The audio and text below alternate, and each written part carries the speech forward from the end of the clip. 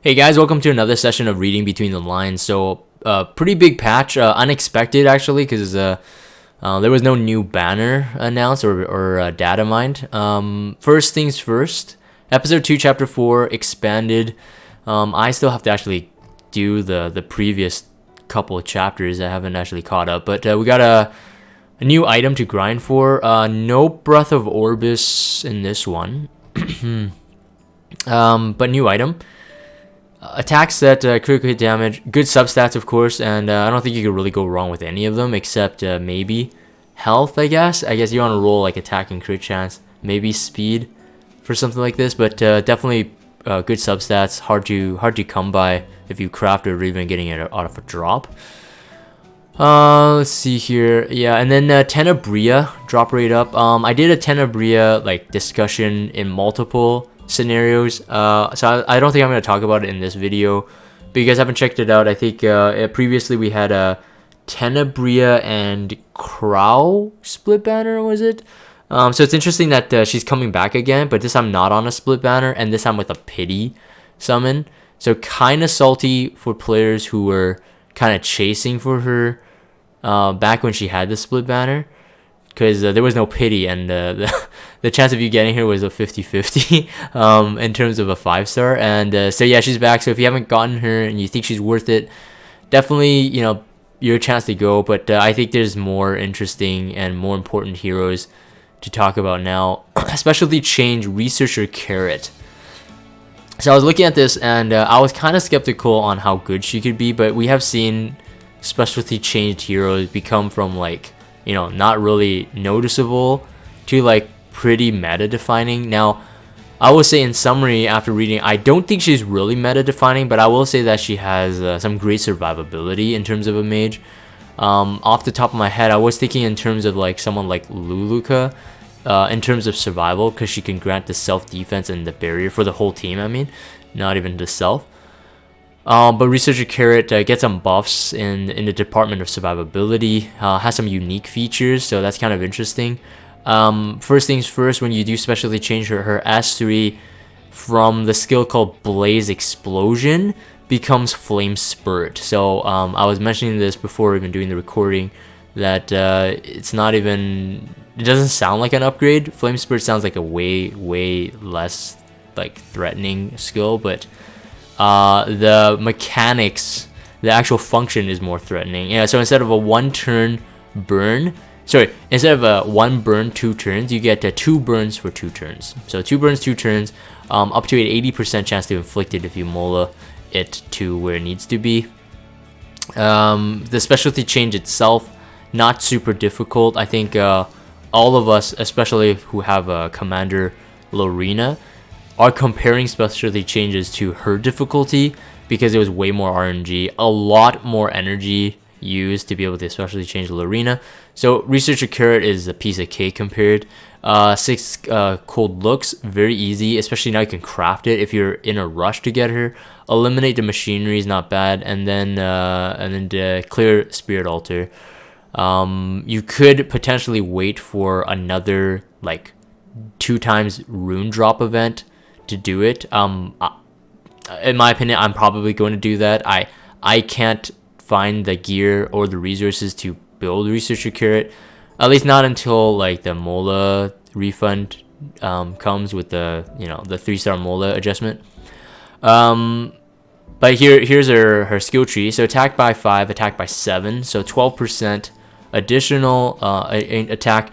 Her attack's already not that bad, and is 1039 right now. So if it's 12% off her base one, so let's see here, 12%, 1163 puts her in a realm of like not like a Tenebria, which has like 1300 attack or something like that, but definitely way more usable. Especially note that she still is a 3-star. Because of her burn, you kind of want to build her with high attack, but at the same time, I'm gonna continue here, but I think she needs other stuff. She's gonna be pretty stat hungry. Increases swings, decrease speed chance by 10%. This is her S1, which currently has up to a 50% to decrease the speed, but you get an additional 10, so 60% if you do mold of that.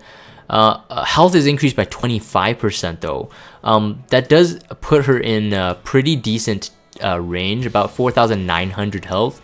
Her base at the moment, without the specialty change, without this skill tree node, is at 3,925. Pretty low, but the 25 does get her into a 4-star, 5-star level, a pretty beefy mage in terms of health. Easily you can get 10k if you're not even focused on health, but I think 12k, 13k health is quite comfortable with this stat boost.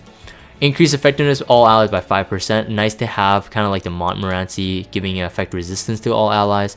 Combat readiness increased by 10% every time you use the S1. Okay, so every time you use the S1, you get 10%. Sort of nice. So in my opinion, she's kind of working like an Araminta, Fire Araminta, without the stuns and without the buff. Right, kind of. Increases damage dealt by Flame Spurt by 10%. So that's the S3. So whatever damage mod it was at before, 10% more damage, always good to have. Increases Flame Spurt burn effect by 5%. So an additional 5% on the 85. On the 80 that I was talking about. So 85% on the S3 to burn 2 times and 2 turn burn. So 4 ticks of burn, and we'll talk about that in a bit because she gets a detonation skill, which is kind of interesting. Chance to dispel 1 debuff on the caster when Flame Barrier is activated is increased to 50%. And then when caster is attacked at max health, decreases damage received by 25%. Oh, sorry, Flame Barrier is the S2. So before, she had a percent chance to proc a barrier and a burn, and I think those are separate roles. So sometimes she gets the barrier, sometimes she gets the barrier and the burn, sometimes she just gets the burn reflected onto the enemy that attacks her. That's gonna change based on the adjustments on the bottom as well. But dispelling the 1 debuff is a 50%, so that's kind of good. Well, when the caster is attacked at max health, decreased damage received by 25%. So in a way, she can survive like a 1-turn nuke. So could be used for like a 1-turn bait. Let's say like in GVG, like to 1-turn bait like some ice damage dealer. It can't be Luna because Luna has elemental advantage on the S3, so she'll pick and choose her target. But if like the enemy team, if you're using her for like PvP, for example, and they use like Dizzy or something, and you're not protected by like an ML Cecilia barrier on the get-go, you're going to receive the damage, and then this won't work. So if you're baiting single target ice heroes, like for first turn, like in GVG or something, it could be useful, but you gotta make sure you finish off the enemy, like, or at least the DPS, as fast as possible. Otherwise, I don't see this as something that's like really good. Whereas like this kind of reminds me of like the specialty change Butcher, but he had that in innate, and he does more damage with more health lost, so at least he really benefits from that. But this definitely adds to her survivability. That's all I have to say. The increase in health, having this, it's just like a safety blanket. Is you just know that she most likely will not die on 1 hit. But just to keep in mind, I think the barrier does come after the hit, so the barrier is not granted before calculating the damage dealt to her. So it's got to damage mitigate first, and then the barrier comes up for the next turn. So some skill adjustments rather. So now there's a 30% chance to detonate the burn effects inflicted on the enemy at the end of the turn. So at the end of her turn. So this is like Biken's detonation.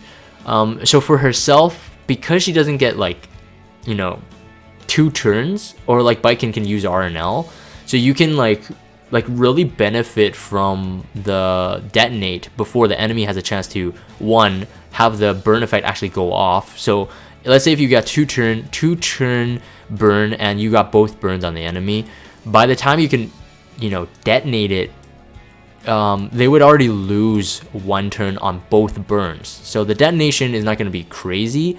Now this can be really useful if you are running multiple burners, so outside burners, Fire Araminta, ML Araminta, anything like that. This can do quite a bit. Now I do think that I'm not quite sure how the detonation to burn would matter, like in terms of like if ML Aramitha has more attack than Carrot, like would her burns be applied on the detonation? I'm assuming that's the case. But like, you know, maybe her burns, like let's say if you build her as like a tanky detonator, so with high effectiveness, tankier stats, less attack, maybe her burns won't do that much. I don't know. I'm not quite sure how that works, but I think so. I think that's how it works. But don't take my word for it. If you soul burn it though, the soul burn effect has been swapped. So instead of the S3 having the soul burn, which was used to be a 20 soul burn, and you can grant an extra turn. So that could have been useful to detonate. So like, you know, grant an extra turn after doing the S3 and then doing this to detonate it. That would have been nice. But they removed the soul burn. They put it onto the S1, but it increases the detonation chance to 100%. So they keep in mind that it is a 30% without the soul burn, 100% with the soul burn, and it costs 10. So it's still not like as potent as someone like Baiken's detonation. But I get it. Baiken's a limited hero. Baiken's a 5-star hero. I can kind of see why this is not really applied to her, but it's just interesting that they kind of removed the soul burn that would really matter, I think, for the detonation. But like I said, I think if you're using it for her as a detonator, I would definitely just go with an outside burner. I can't see herself really benefiting from it herself, other than just this kind of additional chip damage. Anyways, let's see here. Barrier strength. Oh yeah. So one thing about the S2 is that the barrier is now increased by 50%. So that's really strong, very strong. And then changing this, so now instead of a 30% max, 50% chance to proc, you get it 100%. 100% of the time, if she gets attacked, she's going to get a barrier. She's going to throw the burn back. I'm still assuming that this burn will go through the effectiveness check, so you do need higher effectiveness to be able to do this. And then barrier, as the same as before, is based on the caster's attack. So not only do you need the actual base HP and like the HP stats to get her beefy enough, you do need high attack to benefit from her whole kit entirely. So I feel like she's pretty stat hungry, and on top of that, you do need some speed to make her somewhat usable. So most likely a speed set, that would be a default. In terms of like the finishing off like the other set, I don't know if you need really crit damage. Again, I would have to take a look. I don't even know if she actually has the data mine actually. Like skill, oh she does. Pretty weak. 1x mod on the S3. Actually, 1x mod on the S3 is not bad. That's an AoE skill on the S3. 1x mod, and then 1x mod on the S1. And then an increased power on the S3 flame spurt. So it's a 1.1 times. Actually, it's not that bad. So you could potentially, I mean, 1.1 cleaving skill is not bad at all. A 1.1.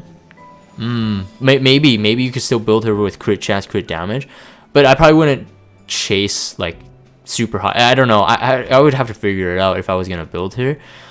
Now the Mola Gora though is, instead of a 50% trigger chance, if you +2, it's 30% barrier. So again, add to that beefiness aspect. Like I said, I think she's gonna be a pretty decent survivability mage. Probably pretty annoying if you're gonna be burning, and so attacking her will be detriment to either the AI or the player, unless you can one-shot or kill her really quick, or have high effect resistance, since she's gonna get the burns on you pretty much no matter what, right? And then she's hard to kill. So interesting specialty change hero. Definitely not what I thought she would be like, but it just shows you like specialty change heroes can have any kind of mechanic, and plus they're now readjusting skills on top of it. So I'm really looking forward to her, and looking forward to other ones in the future, especially change heroes specifically. Epic Pass Season 2. So yeah, Angelica skin. I don't need to talk about the actual nitty gritty, because we experienced this with the Season 1 with the Sez skin. We kind of know how this works. Using the Hall of Trials actually gives you a lot of season experience. Whereas in the SES one, we never had the Hall of Trials available for the Epic Pass. So this should be a lot easier, especially if you're doing your weekly grinding. This should be a lot easier. And then of course you do need to purchase with the Skystone in order to get the second and third tier. So yeah, if you have the Skystone, otherwise it's locked. So second tier will unlock the frame at the end. The third tier will unlock the what's it called, the gold transmit stone, which I guess is worth it. So in my opinion, I would still unlock it. This right now, in terms of using Skystone, is probably worth it. You do get a lot of nice stuff like Molagora, like greater artifact charms, etc. So it's kind of nice. The uniform, the skin thing, I won't talk about it. I won't rate it. Again, props to them, like doing the skin stuff and having the S3 animation like animated. I mean, it is a couple frames and it's not like easy, but it looks okay. Perhaps in the future I'll do like a video discussing on the skin itself, just my rating of it, my funny science videos that you guys kind of watch. Hall of Trials Nigel, I'm not going to talk about it too much. Different element, so keep this in mind. It's an Earth Elemental boss now for the first week, and the only week apparently it comes out, because so now it's, I think it's going to swap. I think it's going to swap within, but like with Kayron and Nigel, as you can see the screenshot preview there. So it's going to swap back and forth. I'm kind of bored of Kayron, to be honest. I don't know how I would improve this feature, but just, you know, off the top of my head, I think it's a general kind of community feeling that this is it was kind of cool at first, and then it became like a grind. Actually, there's some people I know in my guild that I already thought it was a grind the first time it was released. They just ran it on auto. They didn't care. But that might change with the crafting in Alchemist Steeple. We'll talk about that in a bit. But knights get more damage. Anyways, you guys can read the nitty gritty mechanics on the first week of Nilgal's change. But in general, this feature is very, very chory. I think it takes a way longer time than people want it to, and I think that's the problem right now. But otherwise, I mean, the exclusive equipment, that stuff is cool, but like, how do they improve this feature to make it more, I don't know, less chory? I don't think it's difficult, but it's definitely a chore. I'm kind of feeling it too. I have 3 of my entrance passes untouched because I just can't get myself to do it. Whereas like something like Hell Raid, even though it takes longer, I feel that it's more rewarding because the carrot on the stick is much greater in terms of the T88 gear. So the exclusive equipment is interesting though. Guider Aether gets exclusive equipment. Just recently pulled him, and I still don't know if I will use him. The equipment looks okay, I guess. The attack, 7 to 14% attack. Yeah, all that stuff. I'm just gonna skip it to what interests me. If Guider Aether is something that you want to build, I mean, go for it. I'm not going to. I just don't see a need for him right now. Euphine is crazy though. I can't believe they already. So one of the main thrusts of them actually doing this was like, oh, we want to get people to use heroes that are not really used. The thing is, like, Euphine got like a pity banner. Euphine had like buffs, and so like people were already building her, already going to use her, and I can't believe they're already doing this exclusive equipment.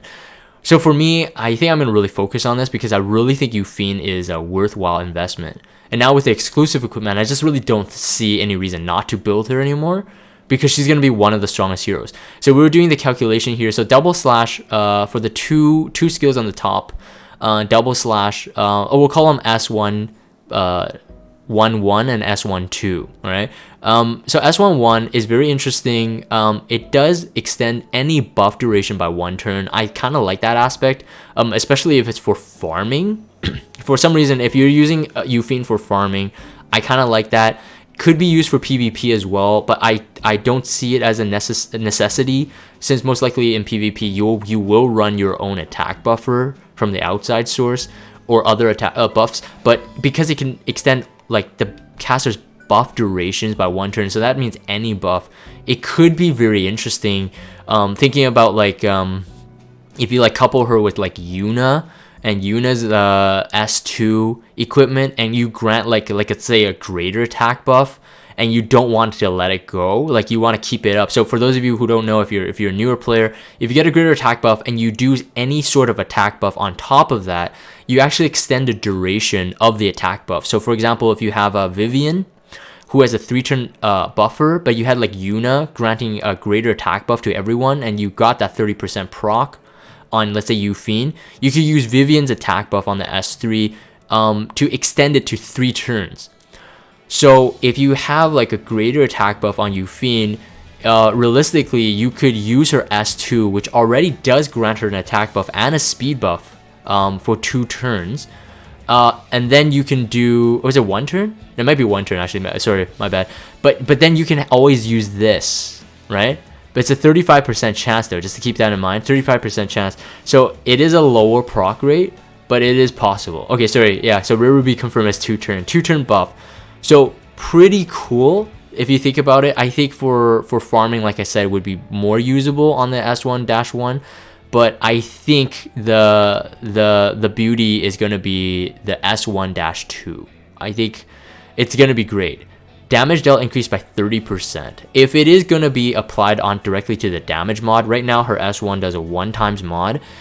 It will become a 1.3 times mod, which makes it an insanely strong single target skill. Not on an S3, not with the cooldown, right? So very, very strong. Sermia's right now is a 1.2 times single target, and it does a lot of damage, especially with Yufine. She already has crit damage in her awakening, has crit chance. So she should be a very easy hero to get about 280, 290, even 300 crit damage while still maintaining very high attack. So Yufine is a very, very, very strong nuker. So really, I think what they're doing here is trying to like maybe compete with Lilibet, because Lilibet got an insane buff with her S2, 1.5 times mod with a 20% more damage if the enemy is not buffed. So yeah, so Lilibet right now, a lot of people are saying that Lilibet is really, really strong, and I think she is, but Yufine definitely has her place, definitely. They're not interchangeable in terms of what they need to handle in a PvP scenario, but both are really strong, and I would say Yufine now with this, you definitely have to get it. You definitely have to get it. I really do like that her equipment stat is effectiveness though. Because that's one of the things that I actually really wanted from her, was to be able to like make sure I can, you know, strip and stun, let's say like nasty crows or something like that.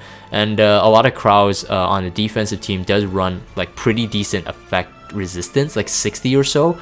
So if you can get like, you know, like a 16% effectiveness with the skill you want, and now we can craft them with the skill you want, it would come a long way. Green Armin, so Earth Armin is really, really good now. She's looking very, very tempting. Like even in a PvP defensive knight, she's actually really usable already. Now with this, with her exclusive equipment, I think this makes her even way more usable. The thing is, all of her skills right now for me are actually pretty good. I would say the Shield Wall 1, Shield Wall 2, both of them are really, like, they look like really good. 50% barrier strength increase, and then dispels 1 debuff from all allies when using Shield Wall. Very good supporter knight. I faced one in PvP the other day, kind of knew, like I already knew about Earth Armin's kind of skill set. I faced the team, even though I won, she actually proved to be pretty difficult. Notice that she does have already she has an AoE damage mitigation, I believe, already because of the developer buffs. So it makes her actually really good, especially if you have Aureus on her, because they actually don't, they don't conflict with each other. So it's pretty cool. That's it for this part. And then Chaotic Moon Festival Part 3. So not much to say except that there is a Malagora one, appears 1 time. So just treat this as like how we used to treat the outside challenge events or whatever. It's 1 time, it's hidden in the story, so you do have to unlock a couple stages within the story event in order to get the Molagora, but just make sure you don't miss it, of course. Continuing on, we do have our daily stages as well, but the daily stages are running. Even part 1 of the story event is still running, so I kind of like that aspect. I've kind of felt out how much space I needed to complete the shop without overcapping, because the 5 times a day with up to a 60 currency event currency drop, you get 300, and sometimes you get lucky on those chests, you get like an additional 15, so it's pretty good. You don't need to like full grind it. I kind of like that they included this in side story events. I definitely recommend that they would continue to do this. This mitigates us from having to farm so much energy to clearing out the shop, and then we can focus on other things like, you know, on the hunts and whatnot. So I like that aspect. But yeah, just make sure you do all of yours 5 times a day, part 1, part 2, and now part 3 after the maintenance, or after the patch rather. Also, yeah, so this is interesting. This is a big topic that I want to say. From the reading of this, I don't like where this is going, but we'll see. We'll see how the community feels about this. But my own opinions, I'm gonna say them. I'm not afraid to say it. It's an event type, so there is a time period for this Hoochie shop to appear.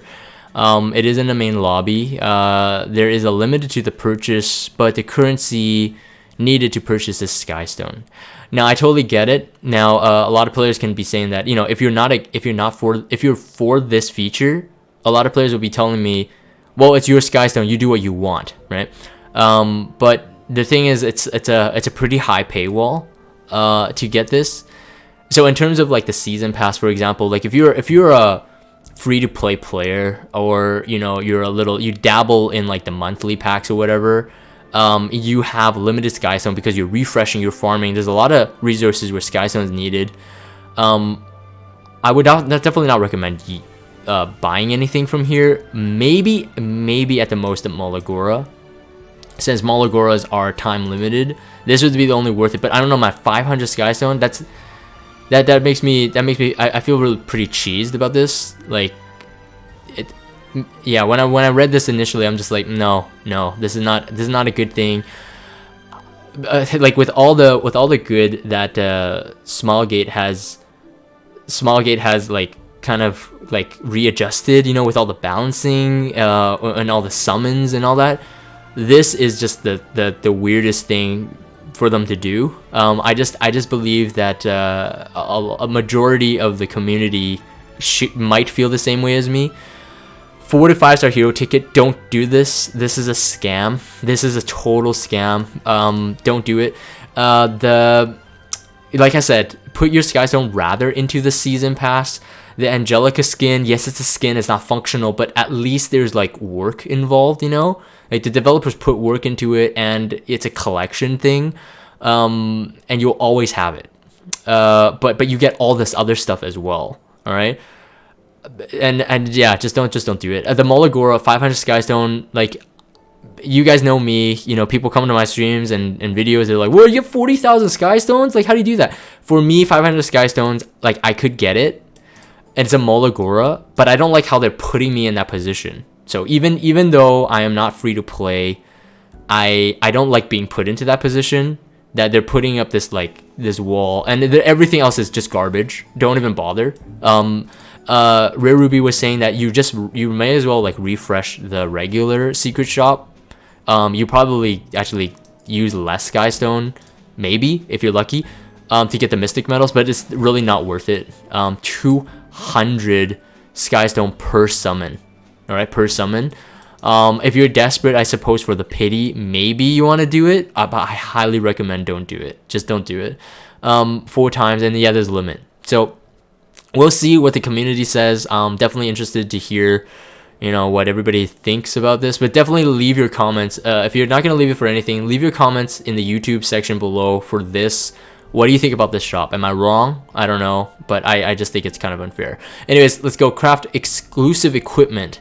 So now we get an idea of this. So the Alchemist Steeple is quickly becoming one of the most important ones to full enhance. So you will have to sacrifice things in like your your like the Breath of Orbis, maybe even your Forest of Souls. It depends on like, you know, what your play style, what you need.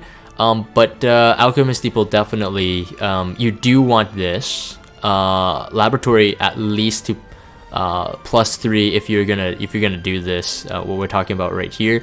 And then the quality points, I would say that this has to be increased to 20%. If you're going to be crafting a lot, which, you know, you will do your weekly crafts, I would say definitely worth to craft at 20%. Now, once per day, you can craft this once per day for each exclusive equipment that you own. So you do have to own it first before you can craft it.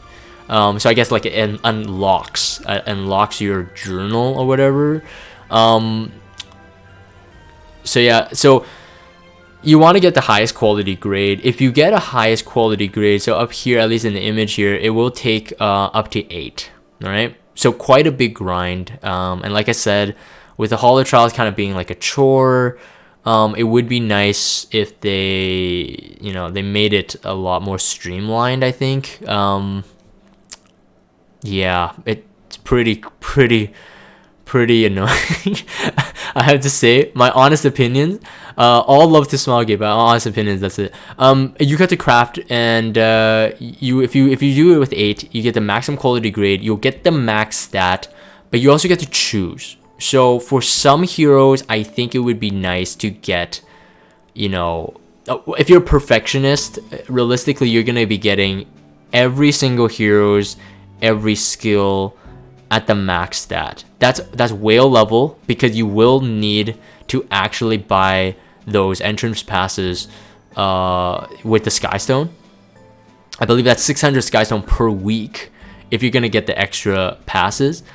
Not really worth it, to be honest, but I would definitely say if you're like a mid-tier or free-to-play player, I would go for just like the specific ones.